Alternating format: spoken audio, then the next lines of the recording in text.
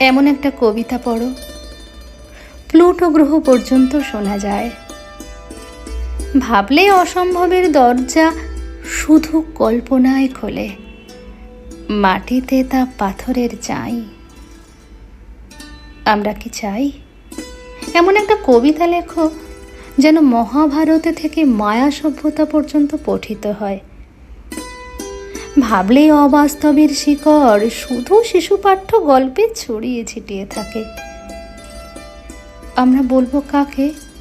কবিতা না হোক, এমন একটা শব্দ উচ্চারণ করো যাতে গাছের হলুদ তৃণমুখ উজ্জ্বলতায় গোলাপের চেয়েও সুন্দর হয়ে ওঠে।